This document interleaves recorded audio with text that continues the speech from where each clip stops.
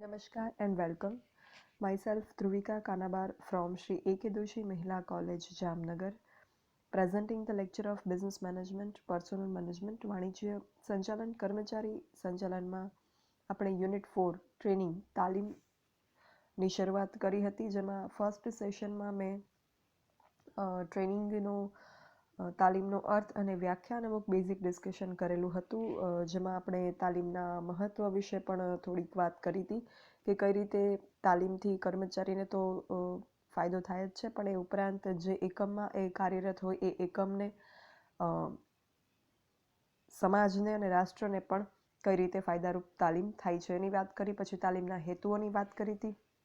એમાં આપણે તાલીમ શા માટે આપવી જરૂરી છે કે આપવી જોઈએ એના વિશે વાત કરી હતી. અને હવે આપણે વાત કરવી છે તાલીમના ફાયદા, લાભ કે મહત્ત્વ વિશે, advantages, benefits, importance of training. તો આપણે જે બેઝિક ડિસ્કશન કર્યું એમાં તાલીમનું મહત્ત્વની વાત કરી, તાલીમના હેતુની વાત કરી, એ પણ તાલીમના ફાયદાઓ ગણાવી શકાય. અને આ શીર્ષકમાં પણ આપણે તાલીમના ફાયદાઓની વાત કરશું. એટલે આ ક્વેશ્ચન અગર તમને એક્ઝામમાં પૂછાય તો તમારે આ જે પોઈન્ટ્સ છે એ ઉપરાંત તાલીમના મહત્ત્વના પોઈન્ટ અને તાલીમના હેતુઓના પોઈન્ટ પણ આમાં તમે જે છે એ મર્જ કરી અને આખો આન્સર લખી શકો છો. તાલીમના ફાયદાની વાત કરીએ તો છુપી શક્તિઓને બહાર લાવવા માટે કર્મચારી જે છે એની અંદર અમુક સુષુપ્ત શક્તિઓ રહેલી હોય કે જે એને ખબર ના હોય કે આ કામ હું કરી શકું છું, એના ટેલેન્ટ વિશે એ પોતે જાગૃત ના હોય. તાલીમ દ્વારા એ વસ્તુ જે છે એનામાં એક આત્મવિશ્વાસ આવે છે અને એ કામ કરવા માટે સક્ષમ બને છે.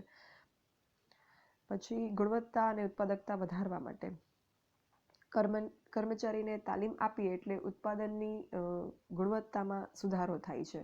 તમે કોઈ કામ કરો, તમને ન આવડતું હોય ત્યારે કરો અને તમે એને શીખો એ કામને અને પછી એને કરો તો તમારી કામની જે ક્વોલિટી હશે, ગુણવત્તા હશે, એમાં સુધારો થશે. તો સેમ વસ્તુ અહીંયા એપ્લાય થાય. પછી ઉત્પાદકતા વધારવા માટે ઉત્પાદકતા શું છે એ મેં તમને આગળના સેશનમાં સમજાવ્યું કે જે એનું ટોટલ આઉટપુટ છે એ વધે છે તાલીમ આપવાથી, કુલ ઉત્પાદન વધે છે. પછી એકમ દીઠ ખર્ચ ઘટાડવા અને બગાડ અટકાવવા. તાલીમ આપેલ કર્મચારી હોય એ ઓછા ખર્ચે અને ઓછો બગાડ કરી અને ઉત્પાદન કરી શકે. એટલે એકમ દીઠ ખર્ચ જે આવતો હોય એકમ ના મેન્યુફેક્ચરિંગમાં, ઉત્પાદનમાં, એ ઘટી જાય છે. એટલે એકમ દીઠ ખર્ચ ઘટે એટલે બગાડ પણ અટકે, એટલે જે આવક છે એ વધે. ખર્ચ ઘટે એટલે આવક ઓટોમેટિક વધે, કારણ કે નફાનું પ્રમાણ વધે.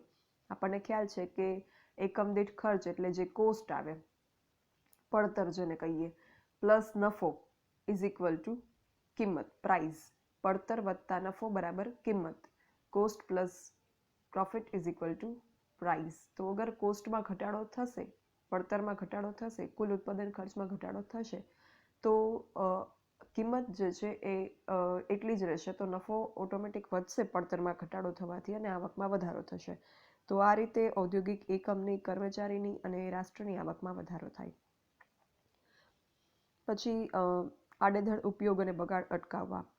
ટ્રેન્ડ એમ્પ્લોઈઝ હશે, તાલીમ પામેલ કર્મચારી હશે, એ માલ સામગ્રી હોય કે યંત્ર હોય એનો ઉપયોગ, આડેધડ ઉપયોગ ન કરતા વ્યવસ્થિત ઉપયોગ કરી શકે કે જેથી એનો બગાડ જે છે એ અટકે.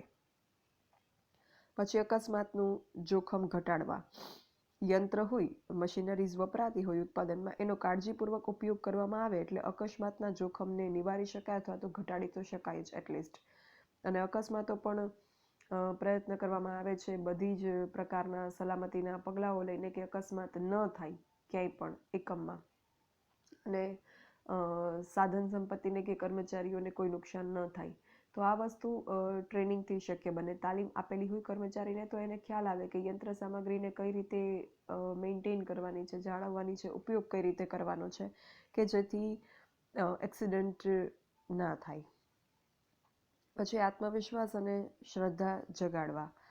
તાલીમાર્થી કર્મચારી જે હોય, જે ટ્રેન્ડ એમ્પ્લોય હોય, એ કામ એણે શીખેલું છે, તાલીમ એની મેળવી છે, એ મેળવવાથી એનામાં આત્મવિશ્વાસ જાગશે, એક સેલ્ફ કોન્ફિડન્સ આવશે એનામાં, અને એ કોન્ફિડન્સના લીધે એ કામ જે છે એ સારી રીતે કરી શકશે. જ્યાં સુધી કોઈ પણ કામ હોય, વ્યક્તિને એ કરવા માટેનો કોન્ફિડન્સ ના આવે ત્યાં સુધી એ કામમાં એ પોતાનું બેસ્ટ ના આપી શકે અને કામ જે છે સારી રીતે ના થઈ શકે. એટલે આત્મવિશ્વાસ જગાવવા માટે પણ ટ્રેનિંગ આપવી જરૂરી છે. તાલીમ મેળવેલી હશે તો એ કર્મચારી જે છે કોન્ફિડન્ટ હશે એ કામ કરવા માટે. પછી થાકની અસર ઘટાડવા. કોઈ પણ કામ કરીએ એમાં જે છે એક થાકનું એલિમેન્ટ હોય. આપણને ફિઝિકલ મેન્ટલ થાક લાગે, ડિપેન્ડ્સ કે કામ કયું છે એના ઉપર. તો જે આ ફટીગનું એલિમેન્ટ છે, થાકને ઇંગ્લિશમાં ફટીગ કહેવાય, FATIGUE. તો ફટીગની જે ઇફેક્ટ છે એના લીધે શું થાય કે તમને થાક લાગે કોઈ કામમાં, શારીરિક કે માનસિક, તો એના લીધે તમારો કામ કરવાનો જુસ્સો, તમારું પરફોર્મન્સ એ બધામાં ક્યાંક ને ક્યાંક ઘટાડો થાય. હોય ને, આપણે શરૂમાં કોઈ કામ કરીએ એટલે આપણે જુસ્સો બહુ વધારે હોય, થાક લાગ્યો ન હોય તો બહુ સરસ કરીએ. ધીમે ધીમે આપણને થાક લાગવા માંડે એટલે આપણી કામની જે એફિશિયન્સી હોય એ ઘટવા માંડે, ગુણવત્તામાં પણ થોડો ઘણો ઘટાડો થાય. તો આ થાકની અસર ઘટાડવા માટે પણ પ્રયત્ન કરવામાં આવે છે કે જેથી થાક ન લાગે અથવા તો ઓછો લાગે. તો જે ટ્રેનિંગ હોય એ દરમિયાન કર્મચારીને એ રીતે ટ્રેન કરવામાં આવે કે કઈ રીતે એ કામ જે છે આખું પૂરું કરી લે ત્યાં સુધી એને થાકની અસર વર્તાય નહીં. તાલીમ પામેલ કર્મચારી હોય એ પોતાના હૈયા ઉકલતથી જીવંત રસ કેળવી અને કાર્ય કરે અને થાકની અસર જે છે એ ઘટી શકે. પછી ઉત્સાહ, જુસ્સો, ધગસ ટકાવવા. કર્મચારી કાર્ય કરવાનો ઉત્સાહ, જુસ્સો અને ધગસ ટકાવી રાખવા માટે પણ તાલીમ બહુ અગત્યની છે. કારણ કે જ્યાં સુધી તમને કોઈ કામ આવડતું હશે ત્યારે જ તમને એ કામ કરવાનો ઉત્સાહ જાગશે, જુસ્સો તમારામાં આવશે, ધગસ તમને થશે કે યસ, મારાથી આ થાય એમ છે એટલે હું કરીશ, મને આવડે છે એટલે મારાથી થશે, હું કરીશ. તો આ પ્રકારનું જે એક મોરલ સ્ટ્રેન્થ છે એ આવે કર્મચારીમાં તાલીમ મેળવવાથી, ટ્રેનિંગ આપવાથી. અને કોઈ પણ કામ કરવા માટે તમને કામ આવડવા ઉપરાંત, અને તમારે કામ કરવાનું છે, તમારી જવાબદારી છે, એ ઉપરાંત એ કામ કરવા માટે તમારામાં ઉત્સાહ, ધગસ, જુસ્સો હોવો પણ એટલો જ જરૂરી છે. તો આ જે પણ કામ સોંપવામાં આવેલું હોય એ તમે સારી રીતે કરી શકો, પાર પાડી શકો. ત્યારબાદ ફેરબદલી દર ઘટાડવા. મજૂર ફેરબદલી દર, લેબર ટર્નઓવર રેટ. ફેરબદલી એટલે શું કે કોઈ કર્મચારી આજે આપણે ત્યાં કામ કરે છે, આપણી કંપનીમાં, પેઢીમાં, એકમમાં કાર્યરત છે, પછી અમુક સમયે એ કોઈ બીજી કંપનીમાં જતા રહે because of any reasons. Mostly રીઝનમાં એવું હોઈ શકે કે એને જે મહેનતાણું મળે છે, જે એને રેમ્યુનરેશન મળે છે એ ત્યાં વધારે હોય, અથવા તો પછી કોઈ બીજા રીઝન હોઈ શકે, જોબની કન્ડિશન સારી હોય કે બીજું કોઈ એવું ફેક્ટર હોય કે જે એને અસર કરતા હોય અને બીજી કંપનીમાં એ જતા રહે. તો એ થઈ એની ફેરબદલી, આપણે કંપનીમાંથી, આપણા એકમમાંથી બીજા એકમમાં. તો આ ફેરબદલી દર જે છે એ ઓછો હોવો જોઈએ કોઈ પણ એકમના સારા માટે. આ ફેરબદલી દર બને એટલો નીચો હોવો જોઈએ, લેબર ટર્નઓવર રેટ. એ શા માટે? તો આપણે બધા જ જાણીએ છીએ as a student of human resource management or personal management subject, આ સબ્જેક્ટ આપણે શીખ્યા એમાંથી આપણે એ વસ્તુ જાણી કે કર્મચારીઓ કોઈ પણ એકમ માટે બહુ જ અમૂલ્ય સાધન સંપત્તિ છે, એક વેલ્યુએબલ અસેટ્સ છે કોઈ પણ કંપની માટે, એના એમ્પ્લોઈઝ જે છે એ.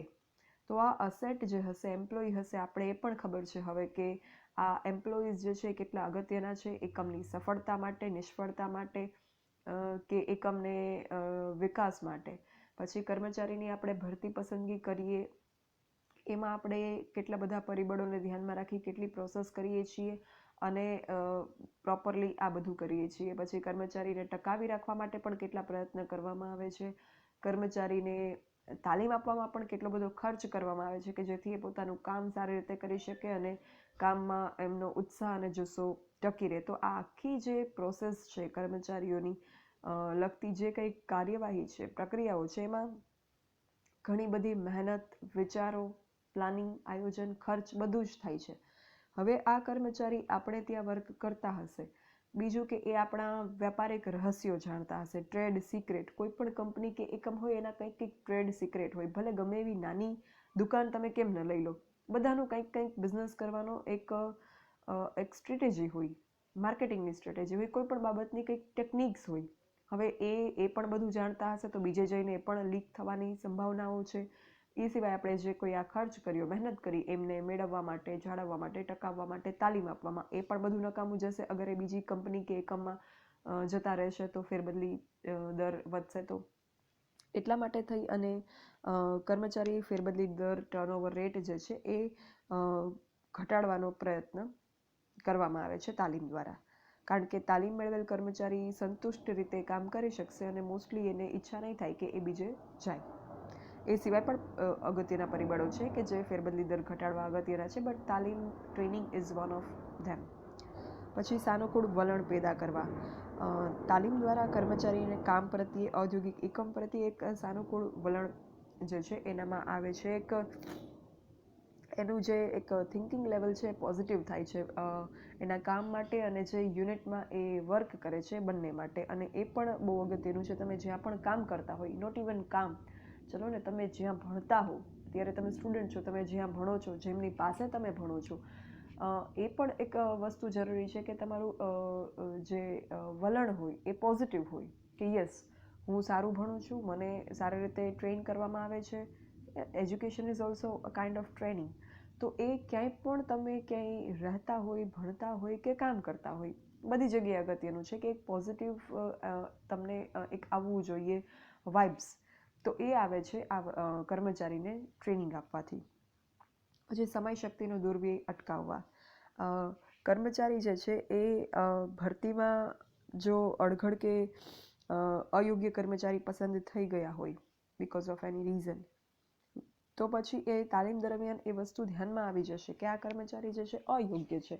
તો એને જે છે એ પછી એ જે કર્મચારીમાં જે ટેલેન્ટ નથી કે યોગ્યતા નથી, એ યોગ્યતા એનામાં આવે એ માટે એને ટ્રેનિંગ આપવામાં આવે છે અને સમય શક્તિ જે છે એનો દુર્વ્યય અટકાવી શકાય છે. અને એ સિવાય અગર કર્મચારીને એમ લાગે કે આ શીખી નહીં શકે, કે આ આપણા એકમ માટે બિલકુલ અયોગ્ય જ છે, તો એવા સંજોગોમાં એને તાલીમ દરમિયાન જ એ વસ્તુને ધ્યાનમાં લઈ અને એને દૂર પણ કરી શકાય છે, એકમમાંથી એલિમિનેટ પણ કરી શકાય છે. તો આ રીતે સમય શક્તિનો દુર્વ્યય થતો અટકાવી શકાય છે. Wastage of time, efforts and money can be stopped. પછી કાર્યક્ષમ રીતે કામ મેળવવા માટે કોઈ પણ કર્મચારી હોય એની પાસે એફિશિયન્ટલી કામ મેળવવા માટે એક વિજ્ઞાન અને ટેકનોલોજીનો જે અત્યારે યુગ છે, આધુનિક સમય છે, એમાં યંત્ર સાધનો પાસેથી કાર્યક્ષમ રીતે કામ મેળવવા માટે તાલીમ આપવી જે છે એ અનિવાર્ય છે. તો આ હતી વાત તાલીમના ફાયદાના પોઈન્ટ્સ વિશે. એડવાન્ટેજીસ, બેનિફિટ્સ, મેરિટ્સ, તાલીમના ટ્રેનિંગના ફાયદા, લાભ, મહત્વ વિશે. હવે આગળ ઉપર આપણે અસરકારક તાલીમ માટેના સૂચનો અથવા તો ઇફેક્ટિવ ટ્રેનિંગ આપવા માટે કયા પોઈન્ટ્સ કન્સિડર કરવા જોઈએ એના વિશે વાત કરીશું નેક્સ્ટ સેશનમાં. Thank you. For any doubts or queries you can write me on this mail dbk.dhruvika@gmail.com. Thank you.